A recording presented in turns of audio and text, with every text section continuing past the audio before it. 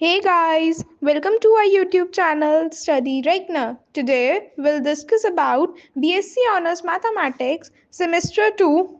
Here is the syllabus. अब हम बात कर रहे हैं application of first order differential equation. First order differential equation को कैसे सॉल्व करना है ये हम डिस्कस कर चुके हैं। हमें पता है हमारे पास 3 से 4 मेथड्स हैं। हमारे पास सेपरेबल इक्वेशन हो सकती है, वो होमोजीनियस इक्वेशन हो सकती है, बर्नौली इक्वेशन हो सकती है और लीनियर इक्वेशन हो सकती है। ठीक है, लीनियर फॉर्म हो सकती है। तो उनको कैसे सॉल्व करना है ये चीज़ हमने सीख ली। अब हम उसकी एप्लीकेशन देखेंगे। एप्लीकेशन में क्या होगा, यहाँ पे हमारे पास 3-4 टॉपिक के ऊपर एप्लीकेशन गिवन है, हमें बस उसका ना ये फॉर्मूला याद रखना है। फिर हम आगे जो है नॉर्मल जैसे अपना एक इक्वेशन को सॉल्व करते हैं वैसे ही हम सॉल्व करेंगे। सो देखेंगे, सबसे पहले हम बात कर रहे हैं natural growth and decay. So the differential equation dx by dt equals to kx, where k is the constant, serves as the mathematical model for the wider range of natural phenomena। तो हमारे पास equation क्या है, dx by dt किसके equal है, kx की। Variable separable form लग सकती है, इसको सेपरेट कर दो, dx upon x is equals to k dt। दोनों तरफ इंटीग्रेट कर देंगे, कितना आ जाएगा, ये आ जाएगा log x इक्वल्स टू के टी प्लस सी। ठीक है, ये मेरे पास क्या आ गई, नॉर्मल मैंने जो है वेरिएबल सेपरेबल फॉर्म लगाया। तो अब आप यहाँ पे इसको ऐसे भी लिख सकते हो ना, e to the power log x equals to e to the power K T plus C यहीं पे ऊपर। और फिर हम इसको ऐसे भी लिख सकते हैं कि x is equals to e to the power c into e to the power K T. अब ये e to the power c एक तरह से कांस्टेंट है, तो आप इसको a into e to the power K T भी लिख सकते हो डायरेक्टली। ठीक है, तब ये आपके पास जो है एक वेरिएबल सेपरेबल से बन गया। अगर कोई भी आपको इनिशियल कंडीशन गिवन है, से x0 किसके इक्वल है, x नॉट के, अगर ये ऐसे आपके पास कोई इनिशियल कंडीशन गिवन है तो हम क्या कह सकते हैं कि xt किसके इक्वल है, x not e to the power kt। ठीक है, सिंपली हमारे पास ये इक्वेशन आ गई। अब हम नेक्स्ट वाले पे आते हैं। नेक्स्ट वाला क्या है, population growth. Suppose that pt is the number of individuals in the population having the constant birth rate beta and death rate delta, then during the short time interval delta t यानी कि change in t approximately कितना हो जाएगा, beta pt delta t births and delta pt change in t death occur। So change in pt is given approximately by change in p कैसे आ जाएगा, it is given beta minus delta pt, यानी कि pt क्या है हमारे पास, number of individuals in the population having the constant birth rate and death rate, change in t।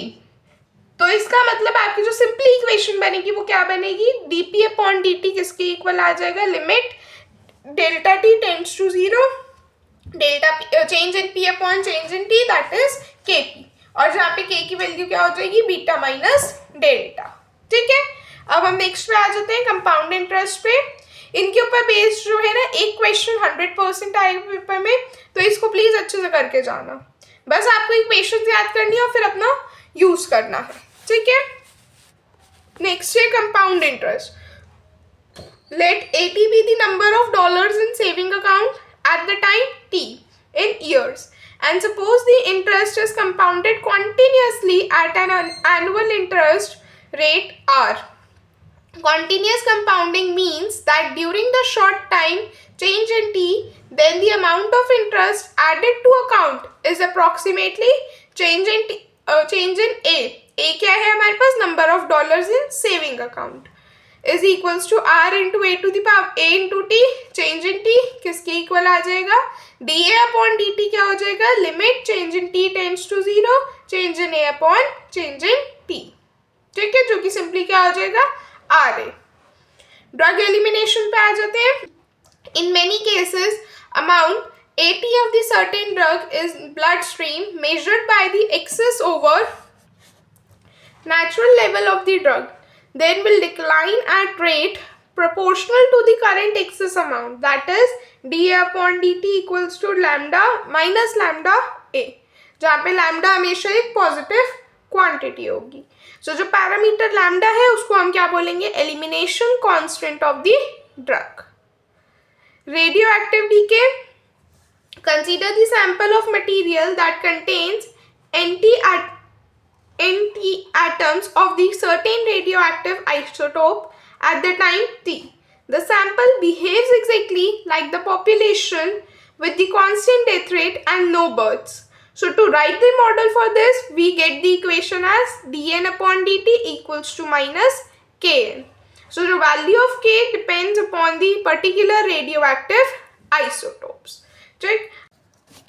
अब हम ये वाला क्वेश्चन देखते हैं कैसे सॉल्व करना है. ये क्वेश्चन जो है इसी एप्लीकेशन का बेस्ड क्वेश्चन है. देखेंगे एक बार कैसे करना है. ये वाला इंपॉर्टेंट क्वेश्चन है. ये लास्ट टाइम जो है पेपर में आया था. ठीक है. और जो ये वाला क्वेश्चन आपको दिख रहा होगा रोस्ट वाला, ये वाला लास्ट ईयर के पेपर में आया था. तो मेक श्योर कि आपको ये वाले क्वेश्चन अच्छे से आते हैं. क्वेश्चन देखेंगे. क्वेश्चन कहता है the world's total population reached 6 billion persons in mid 1999. इस पूरे उसमें ना ये मिड 1999 पे बहुत ध्यान देना क्योंकि ये बहुत मेजर रोल प्ले कर रहा है. And increasing the rate about 212,000 persons each day. Assume that the natural population growth at this rate continues. What is the annual growth rate K? Second part, what will be the world population at the middle of the 21st century? Third, how long will it take world population to increase tenfold, thereby reaching the 60 billion? ठीक है. Question आपने पढ़ा. इस पूरे question पे mid 1999 important है और ये जो थर्ड वाला पार्ट है ये इंपॉर्टेंट है. देखो अब हमें क्या गिवन है, हम देखो कैसे लिखेंगे. हम ऐसे मेंशन कर देंगे कि let PT be the world's population in billions at the time T in years. हमें क्या निकालना है? के निकालना है क्योंकि ए पार्ट में पूछ रहे हैं what is the annual growth rate के निकालना है. टाइम क्या है हमारे पास? 0 है और पी नॉट कितना है? 6 बिलियन क्योंकि उसने दे रखा है world's total population reach 6 billion person in mid 1999. ठीक है. तो अब आप देखो जैसे ही पी इंक्रीज कर रहा है बाय 212,000 पर्सन पर डे, मैंने यहाँ पे लिखा हुआ है as P increasing by 212,000 person per day. तो ये जो पी डैश 0 है ये किसके इक्वल आ जाएगा? dp by dt. यानी कि हमारे पास जो ये 212,000 था उसको हमने पॉइंट्स में कर लिया इनटू, अब ये देखो 365 इंटू 25 कर दिया. क्यों कर दिया? क्योंकि देखो एक साल में यहाँ पे हम जो है ना 0.25 अलग कर रहे हैं. हमें पता है एक साल में कितने दिन होते हैं? 365. अब जो 0.25 है ना ये एक्स्ट्रा किसकी वजह से? अब देखो हर 4 साल बाद जो है लीप ईयर आता है ना. लीप ईयर आने की वजह से एक दिन एक्स्ट्रा हो जाता है. 366 डेज हो जाते हैं. तो 4 साल के बाद एक बार एक दिन बढ़ता है फरवरी में, जिसकी वजह से एक एवरेज साल अगर आप देखो ना तो वो 365.25 दिन का माना जाता है. ठीक है. इसलिए जब हम मल्टीप्लाई करते हैं तो हम 365.25 से करते हैं. ठीक है. अब देखो यहाँ पे आपने मल्टीप्लाई करके अप्रॉक्सीमेटली आंसर आ गया. अब नेचुरल ग्रोथ इक्वेशन क्या कहती है मेरे पास? P dash is equals to Kp with T equals to 0. तो K किसके इक्वल आ जाएगा? देखो P dash 0 upon P not P0 के. तो यहाँ पे P dash 0 ये था और P0 क्या था? 6. डिवाइड करोगे अप्रॉक्सीमेटली आंसर आ गया. तो जो वर्ल्ड की पॉपुलेशन जो ग्रो कर रही है at the rate of about कितने रेट से ग्रो कर रही है? 1.29% एनुअली इन 1999. पीटी कितना आ जाएगा आपके पास? अब देखो ये पीटी कैसे बना?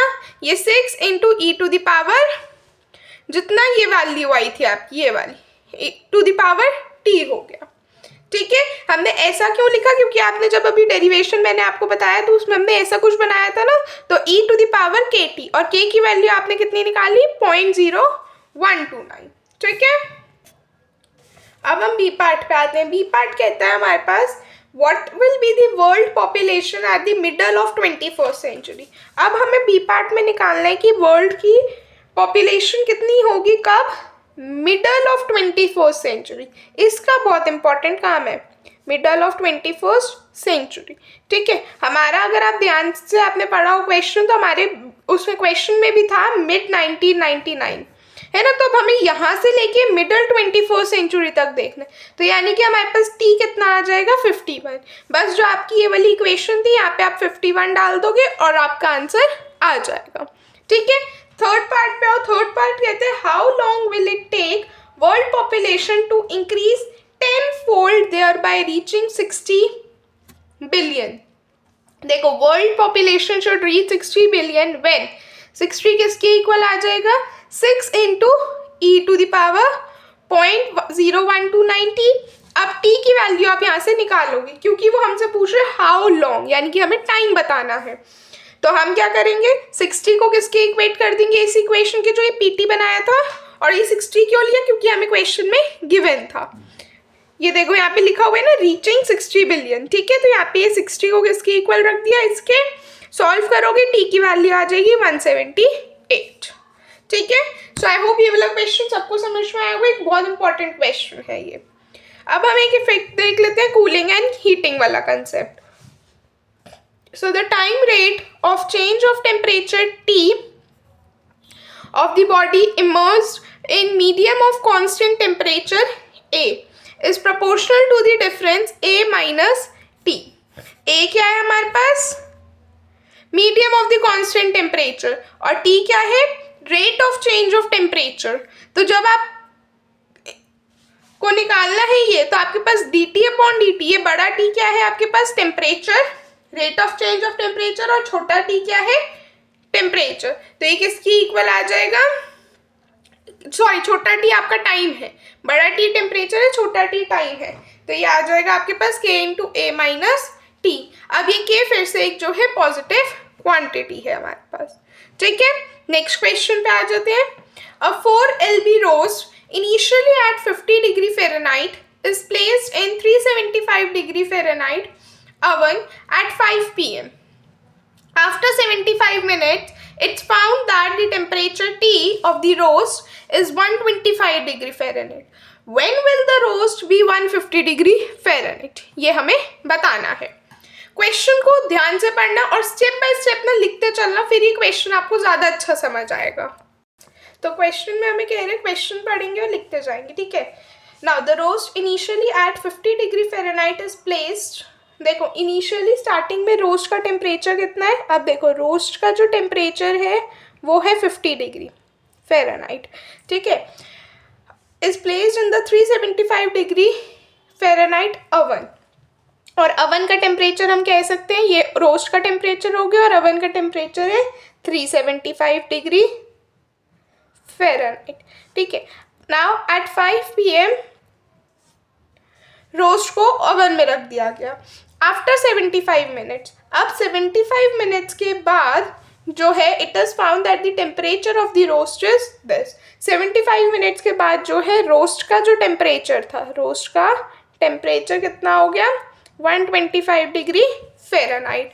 When will the roast be 150 degree. अब रोस्ट का टेम्परेचर 150 डिग्री कब होगा हमें ये बताना है, इसका हमें आंसर करना है। देखो कैसे करेंगे, हम पहले ऐसे मेंशन कर देंगे कि let T be the roast is uniform throughout at the time T. T 0 हो जाएगा कॉरस्पॉन्डिंग टू 5 PM। सो जो टी है टेम्परेचर ए से छोटा हो गया, ए क्या हो जाएगा हमारे पास 375 और टी 0 क्या हो गया 50 और टी 75 पे कितना है टेम्परेचर 125 जो अभी हमने लिखा है ना, यहाँ पे हमने ये बातें लिखी है ना, इसी को मैंने यहाँ पे लिख दिया है अच्छे से। अब हमारे पास जो हीटिंग और कूलिंग की इक्वेशन होती है वो क्या होती है, हमारे पास इक्वेशन होती है dt upon dt temperature upon time equals to k a minus T. अब हमें a की वैल्यू तो पता है ना 375 डिग्री। अब हम इसके कॉरस्पॉन्डिंग जो है कैपिटल T निकालेंगे पहले। तो देखो मैंने यहाँ पे सॉल्व कर रखा है, हमारे पास यहाँ पे इक्वेशन बन जाएगी 375 minus T is equals to B E to the power minus K T. अब हमारे पास यहाँ पे टी भी नहीं पता और बड़ा टी भी नहीं पता, लेकिन हमें यहाँ पे इतना पता है कि जो T0 है, हमने ऊपर लिखा ना T0 क्या है, 50 है। T0 अगर 50 है तो हम यहाँ से B की वैल्यू तो निकाल सकते हैं इजीली, उसमें तो मुझे लगता है कोई दिक्कत नहीं होगी किसी को। हम क्या करेंगे, इसमें हमने कैसे निकाली, छोटे t की वैल्यू 0 रखेंगे और बड़े t की वैल्यू 50 रखेंगे। तो यहाँ से जो है मेरे पास b की वैल्यू आ जाएगी 325। अब ये b की वैल्यू आ गई 325, इसको हम इक्वेशन 1 मान लेते हैं। ठीक, अब हम क्या करेंगे, 375 माइनस टी इक्वल्स टू ये वाली इक्वेशन थी, अब हम इस इक्वेशन में ऐसे रखेंगे 375 माइनस टी, b की वैल्यू रख दोगे 325 e टू द पावर -75 के। ठीक है, अब देखो, अब हमारे पास ये वाली इक्वेशन आ गई ना। अब हम क्या करेंगे, इस वाली इक्वेशन से हम यहाँ से k की वैल्यू निकालेंगे, क्योंकि अब हमें पता है t 75 पे कितनी है वैल्यू, 125। तो यानी कि आपको बड़े t की वैल्यू 125 लेनी है और छोटे t की वैल्यू 75 लोगे। बड़ा t आ जाएगा 125 और छोटा t आ जाएगा 75। तो यहाँ से k की वैल्यू आ जाएगी, कितनी आएगी k की वैल्यू, मैंने देखो यहाँ पे सॉल्व भी कर रखा है, k आ जाएगा आपके पास अप्रॉक्सीमेटली 0.0035। ठीक है, अब मेरे पास k भी आ गया। अब हम क्या कह रहे हैं, हम कह रहे हैं कि pt, अब हमें इसकी वैल्यू बतानी है कि 150 डिग्री कब होगा, हमें इसका टाइम बताना है ना कि 150 डिग्री कब होगा। तो अब हम क्या करेंगे कि यहाँ पे जो बड़ा t है इसकी हम वैल्यू 150 लेंगे, minus 150 equals to 325 e to the power minus k की वैल्यू कितनी है 0.0035, तो माइनस 0.0035 इंटू टी। अब हम यहाँ पे इस छोटे t की वैल्यू फाइंड करेंगे। तो अब जब आप इस छोटे t के लिए सॉल्व करोगे आपके पास कितना आ जाएगा 105 मिनट्स। तो आपके पास जो वैल्यू है तो कितने किस टाइम पे जो है इसका रोस्ट 150 डिग्री हो जाएगा, तो वो हो जाएगा 6:45 PM पे। ठीक है, आई होप ये वाला क्वेश्चन समझ में आया होगा। हमने कुछ नहीं किया, बस यहाँ पे इक्वेशन लिखी जो हमारी हीटिंग और कूलिंग की थी, हमने उससे जो है यहाँ पे a की वैल्यू डाल के बड़े t की वैल्यू निकाली। ये देखो, मैंने यहाँ पे a की वैल्यू डाल के बड़ा t कैलकुलेट किया। बड़ा t कैसे आया मेरे पास, हमने यहाँ पे ये वाली इक्वेशन तक पहुँच गए थे, यहाँ पे हमने इस b की वैल्यू निकाली जो कि 325 आ गई। फिर हमें पता है कि गिवन थी हमें इक्वेशन की t 75 इक्वल्स टू 125, तो यानी कि बड़े t की वैल्यू 125 और छोटे t की वैल्यू 75 रखनी है। तो हमने सेम इसी इक्वेशन में रखी और हमने इस इक्वेशन से जो है k की वैल्यू निकाल ली। अब k की वैल्यू निकालने से हमारे पास फायदा क्या होगा कि हमें k की वैल्यू पता है। अब हम जो है सीधा t की वैल्यू निकालेंगे। तो ये t की वैल्यू कैसे निकलेगी, हमें पता है टेम्परेचर बड़ा t कितना है 150 डिग्री है और छोटा t हमें निकालना है। तो बस अब हमने बड़े t की जगह 150 डिग्री रखा और उसको सॉल्व किया, तो हमारे पास यहाँ पे जो है छोटे t की वैल्यू आ गई। तो फाइनली आंसर क्या बना, 6:45 PM पे रोस्ट क्या हो जाएगा 150 डिग्री फ़ारेनहाइट। ठीक है, ये बहुत इंपॉर्टेंट क्वेश्चन है, इसको अच्छे से करना। एक क्वेश्चन और देख लेते हैं। क्वेश्चन है the population x of a city satisfies the logistic law. एक हमें इक्वेशन गिवन है कि वो सिटी की जो पॉपुलेशन एक्स है वो इस इक्वेशन को सेटिस्फाई कर रही है। Where T is measured in years, given that the population is 1 lakh of the city in 1980, determine the population as the function of t for t greater than 1980, then find what is the population in 2000, in what year does 1980 population doubles, and the third, assume differential equation applies for all t greater than 1980, how large will the population ultimately be। तो इस question के लिए हमें जो है ना यहाँ पे उन्होंने एक इक्वेशन दे ही रखी है। इक्वेशन है हमारे पास dx/dt equals to 1/100x minus 1/10 to the power 8 x²। ठीक है, ये हमें उन्होंने इक्वेशन दे रखी है। अब हमें इसी इक्वेशन को यूज़ करके और साथ में हमें ये भी गिवन है कि 1980 में जो है पॉपुलेशन कितनी थी 1,00,000, तो मैं 1,00,000 को ऐसे लिख सकती हूँ 10 to the power 5, कोई दिक्कत तो नहीं। और यहाँ पे मैं 100 को भी आगे जब सॉल्व करूँगी तो मैं 100 का 10 का स्क्वायर लिख सकती हूँ, that is also fine, right. तो अब हमें क्या निकालना है कि पॉपुलेशन 2000 में कितनी थी।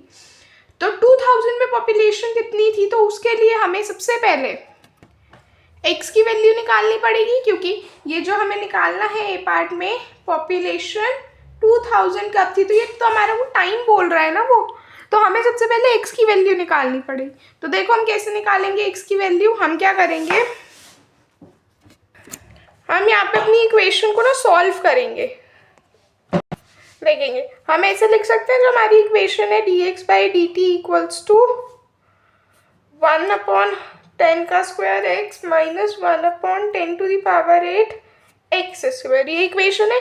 हम इस इक्वेशन को जो है ना थोड़ा सा सिंप्लीफाई कर लेते हैं, जैसे हम यहाँ से 1/10 स्क्वायर कॉमन ले सकते हैं, x भी कॉमन ले सकते हैं, अंदर बचेगा 1 माइनस x/10 to the power 6। अब अगर आप ध्यान से देखो तो ये वेरिएबल सेपरेबल फॉर्म इजीली लग पाएगी, तो हम वेरिएबल सेपरेबल फॉर्म ले लेते हैं, dx/x into 1 minus x/10 to the power 6 equals to 1/10 square dt। ठीक है, दोनों तरफ इंटीग्रेशन करेंगे, वेरिएबल सेपरेबल फॉर्म लग गई, दोनों तरफ इंटीग्रेट करेंगे। अब यहाँ पे आपको जो है पार्शियल फ्रैक्शंस यूज करने पड़ेंगे, तो मैंने देखो यहाँ पे सॉल्व कर रखा है पार्शियल फ्रैक्शंस के थ्रू। मेरे पास फाइनली आंसर कितना आ जाएगा जब आप इसको सॉल्व करोगे, log x minus log mod 1 माइनस x/10 to the power 6 equals to t upon 10 square plus c। यहाँ से अब हम ना इसको सॉल्व करके इस x की वैल्यू को निकाल रहे हैं, तो जब आप सॉल्व करके x की वैल्यू देखोगे वो आ जाएगी x/1 minus x/10 to the power 6 equals to e to the power t upon 10 का square into e to the power c। अब हम ऐसा करते हैं, क्योंकि ये e to the power c constant की तरह ही हम ट्रीट कर सकते हैं, तो हम इसको ऐसे लिख देते हैं a into e to the power t/10 square. ठीक है, अच्छा अब हमें, क्योंकि हम इसको और अच्छे से ऐसे कर लेते हैं, x is equals to a e to the power t upon 10 square, ठीक, upon 1 plus a upon 10 to the power 6 e to the power t/100। ठीक है, ये हम अब यहाँ पे हम इनिशियल कंडीशन यूज करेंगे, मैंने यहाँ पे कर रखा है, आप देख सकते हैं।